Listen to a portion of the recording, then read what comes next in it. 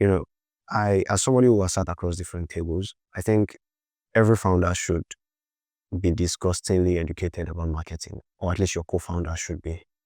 And that's because of the fact that if you do not have resources flowing into the business, it's only a matter of time before you go out of business. If money is not coming in, it's only a matter of time before you go out of business. And if you leave that to a third party, they are going to own you, because at the point where you guys have maybe a clash or a fallout and they're not sending leads your way, everybody is stuck. So I think every founder wants to, which is what we do at Lotus. So the people that we work with, we're also training their marketing team internally. Yes.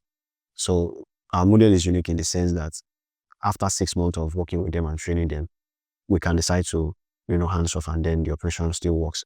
Except for people who we are, long-term partners with, and then we have equity in the companies, and then we are scaling them to a billion naira mark, which is what we're, working goal that we are working towards. So because as a founder, you have to focus on one of these things if you want to scale all three. So if you focus on customer acquisition, you do not have the risk of a third party, customer acquisition agency flopping you and then, the business getting stuck. And if you focus on customer acquisition, you just have to make sure that the service delivery part, you're just doing quality control, do you get? And then you have like an HR who is constantly ensuring that everything is running smoothly and everybody's going smoothly.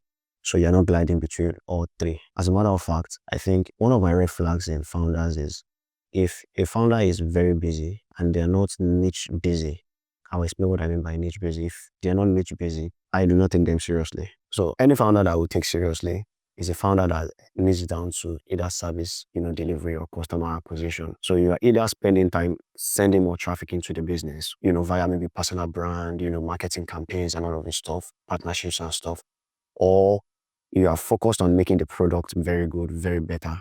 Do you understand what I'm saying? So the point where you're trying to do all three of this doesn't work.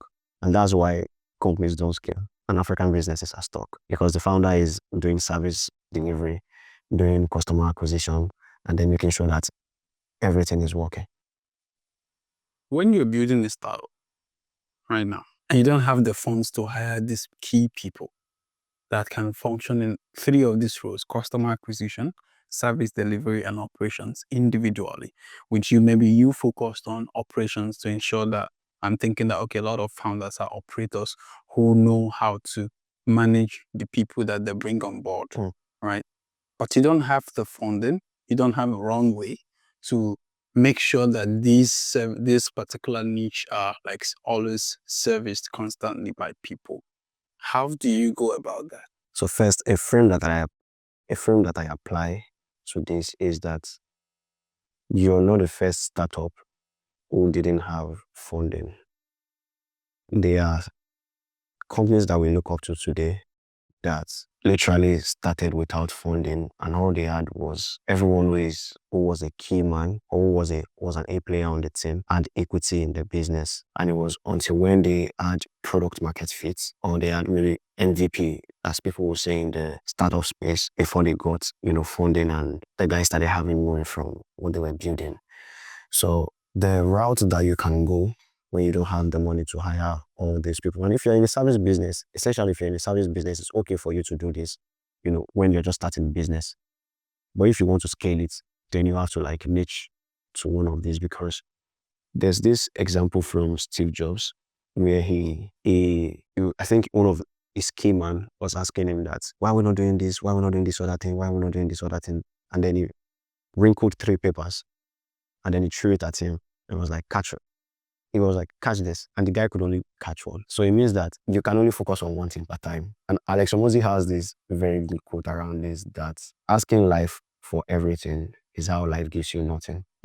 So in essence, you can do equity splits with people, but you want to be very sure that you're not very diluted, because you're not like giving 20%, 30%, 40% and stuff. And you also want to be looking for people who actually, because at that early stage, the people who would agree to work with you are people who actually enjoy doing what they are doing. So maybe you have a technical co-founder and then you are like the executive co-founder. You naturally want to have somebody who is your technical co-founder because they enjoy writing codes, because they are just like a geek. They just enjoy doing it because, this stuff is lovely. Do you get? Yes. And then maybe you want to ensure that everybody on your team loves doing what they are doing, because for the time period between when you start and when you get, when you achieve product market fit, when you have maybe your MVP, there won't be any external positive reinforcement other than the fact that you love what you're doing. Do you get? So you want to be sure that the people on your team are people who love what they are doing, and then you're not very diluted too. That's how to go about it. You're not unlucky. There are people who have started from worse conditions and then they have achieved, very excellent products. I'll give you an example. There's the CEO of NVIDIA, Jensen something. Yeah, I can't pronounce his name. For now, Jensen Zoa. yeah. If you see his LinkedIn profile, it was trending at some point. He went from dishwasher to CEO of NVIDIA. Those were the two places he has ever worked in his life. From dishwasher boy to CEO of NVIDIA. So how much would a dishwasher boy would have saved to be able to afford maybe devs that will build, the stuff that they build there? There's practically no way you could have maybe done that. And if you want to get funded, you have to have proof of work. You have to have proof of concepts. Yeah. So the bridge between when you have the idea and when you have the proof of concept that, investors can fund, is that you need to have people who actually love what they are doing for the sake of doing that stuff and then just having fun. If you see the movie, the BlackBerry movie. Yeah, I think I've seen it. Yes, Yeah. you see that the guys like Lazarus and, the other Co-founder. they were just having fun because they love what they're doing, blasting music, vibe coding and stuff.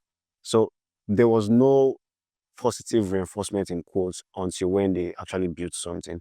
So what gets you through the bridge of getting funded is that you actually love what you're doing, because that's what will keep you going till you get funded or till you actually, start making money from the business. Based off of your experience, right? Building your 2 previous companies that failed, what are like the most common mistakes that founders don't even know that this thing is a mistake, but like they keep doing it, and over time it costs them their company, it costs them the idea, like, I think one of the ways I've gotten very hot in business is via partnerships. Okay. So I've gotten in bed with some very bad people who didn't keep their own words. At the time when I was coming out of my depressive episode, I partnered with a business, and then I was supposed to be paid on performance basis, and the business was doing very well, but because I didn't have access to the books, I didn't know the business. I was just going off of word of mouth. So there's no money coming in the business, no money coming in the business. And when I did a rough estimate of what I was cheated of, plus or minus 5 million naira, and everything I got then was less than a million. I mean, less than 500K, if you get what I'm saying. You want to look for the right people to work with. how do you know them? Yes. You're basically looking for people who have integrity, people who are high agency. That means they don't necessarily need supervision before they get things done. And you want to be sure that the person you're partnering with is somebody that you actually like and you can have dinner with, because the process of partnership itself is coming together, and it means there will be friction. And so if you guys don't have that baseline of we actually are pals or we like each other, when there's friction, you guys will just fall out. But if you guys are like cool, every time there's friction, you'll fall back to the baseline of we're still cool, we're still pals. Do you get? So 3 things I look out for: high agency, high integrity, and then I want to make sure that I actually like the person. Is the person of worthy character? Do their values align with mine? I'll tell you a short story about this. Another short story. There was a deal we were working on. I was supposed to be partner with on the deal. And then the deal was going to involve electric vehicles. And this was even before, respectable people like Obi Kubana and stuff started diving into electric vehicles, MV motors and stuff. I knew because I worked in logistics for a while. And so I saw that it's not even sustainable with the price of fuel and all of this stuff. The profit margin was literally wiped out when I was, head of. I was literally running the logistics company. So I knew that it was either EVs or logistics dies, and logistics cannot die because humans constantly have to move things from one place to the other. So essentially what I did was I started looking out for EVs and stuff. So I pitched the business idea I still have the whole thing, sent it to a couple of people, and then got a guy that responded. But then the guy was just bringing money And then I was the one who was going to do the heavy lifting, essentially run the business. Do you get, or form the business? And it didn't feel like a fair deal to me. And then the person was a person that I didn't really like. Do you get? So at some point we were negotiating, and then like I was, because the guy was bringing money, was now like, okay, we have to do 60-40. And then I'm like, okay, you have just financial risk. I'm the one who is undergoing the staffing. I'm the one who is running the business. I'm the one who is doing marketing. I'm the one who is doing, managing the whole partnerships and all of these things with other people. And he doesn't have any idea about how the business. He practically doesn't have any ideas. What he's doing is bringing in funds, and I have to just back out of the partnership because it didn't serve me. And if I'd gone into it, I would have felt cheated, and it wouldn't work out at some point. So you don't want to get in bed with people you don't like. You don't want to get in bed with people who don't have a track record of high integrity. And high integrity doesn't mean that people have not made mistakes or made losses before in business. What it means is that they are people who are respectable, and then when they say something, you can actually trust that that's what it actually is. Because a lot of times when you share business lessons like this, people think maybe you read it from books. But if I tell you a business lesson, it's because I've actually lost money, my money, other people's money too. Some of it proprietary funds, from people I was working with abroad. And it all looks fancy when you're telling somebody, don't do this in your business, don't get in bed with bad people. But I got in bed with bad people, sure you get. And so high integrity doesn't mean people have not made mistakes. It just means that you can trust their word when they say, this is what we're doing. This is what it is that they will be doing, because you don't want to have someone who votes you down in the board, or somebody. There have been cases where founders were kicked out of their companies. So you have examples of Steve Jobs. Yeah, I remember. That was kicked out of the company again because the guy was actually like the star player of the company. They had to bring him back because the company was not diving. Do you get what I'm saying? And then you have the days of PayPal, and then Elon Musk and stuff. There was literally a time where Elon was out of the business and then was voted out. It's not a very publicly known story. And then I think it was Peter Thiel and co that were part of the stuff. Well, I don't know if they have made up now or they've gotten together, but it was a proper vendetta then. So you don't want to be with people who you cannot trust. The other mistake I think people also make is we overanalyze how much it takes to hire A players, and then we underanalyze the cost of having just B and C players. I'll explain what that means. So typically A players naturally cost maybe 20-30% above market, average. And if you want to bring in A players, you have to be willing to take a hit for maybe 2-3 months. Do you get? Because in terms of finances? Yes, because it will eat into your profit temporarily. But then the outputs that A players bring, number one, because they save you time. And how you know somebody is an A player is if they leave, the company is fucked. Do you get? So you also have people that if they leave, the company is fucked. You know a B player or if they leave, we'll be shaking or we'll still survive. You know a C player if they leave, Nothing. Everything still goes on. Do you get? So you can just apply that right now into your business to determine A players, B players, and C players. A players, if they leave, are fucked. We have to the company is in helter skelter.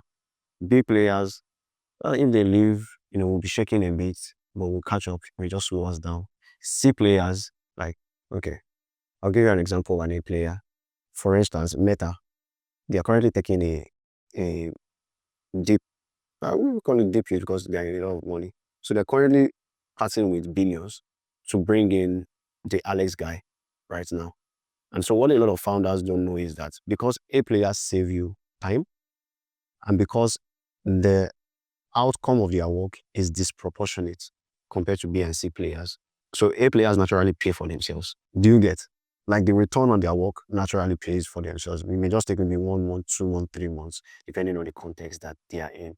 So the mistake founders make is not being willing to make the trade-off between getting A players in, for those who have the funds, getting O players in, and then they just settle with B and C players. And people now even make the gravest of the mistakes to say, hire somebody who doesn't have niche domain, and then we're going to train them. I was literally yelling about this a few days ago. So you think we shouldn't do that? Yeah, you don't do that. If you want to run an NGO or you want to run a company that is just chill, you can, do that. But what you have to consider when you're hiring is, if you're hiring somebody who doesn't have specific domain knowledge or domain expertise, the obvious cost of that is, what will it take to teach this person, and how long will it take to teach this person? The hidden cost of that is, how much is it going to cost us to teach this person, in the sense that how much would we have been making if we had brought an A player in and things were running smoothly? So if you do the calculation of how much you could have been making, most of the time you just see that it's not worth bringing in a C player or bringing in a B player. But what if you don't have the funds? If you don't have the funds, because I think a lot of A players are not even people who are moved by your money. As a matter of fact, a lot of A players, because there's a point where you get to the top 1% of talents don't want your money, because some of them already made, serious amount of money. For instance, I'll give you this. Being a recent president in acquisition.com, that's Alex Moses' company. Yeah, I saw it. So that guy has already scaled companies to billions twice. So what would Alex and Leila have told him? Like, we're going to, pay you money. We're going to give you a lot of, what can you do if you come to this company? No, the track record is already there. So you typically get A players on your team when you can paint a future of what they can get, not in terms of money, because most of the time they have already made the monies. And A players you have to headhunt for them sometimes. That's why you always see this thing in high tech where this person leaves Google, goes to Microsoft, because there's constantly Poaching. yeah, we want to call it poaching, but there's constantly a bid for the best of the best talents across industries. Do you get? And that will bring me to the third mistakes that people make. I think the fourth one. The fourth one, because Yes. I'm just, and that's the fact that you don't want to hire somebody to run business operations if the person is unemployed. That's deep. Yes, that's because if the person were that good, they'd probably be employed. And so, yeah. There are few exceptions where maybe shit happens and then maybe the person has to be let go unfairly or something. Maybe they did some shady stuff and then, they had to be let go. What if the brand doesn't have money to keep paying them at the time when they are unemployed? No, the brand will, because the A player was actually working there. A players naturally pay for themselves, remember, because of the outcome of their skill, their niche domain expertise.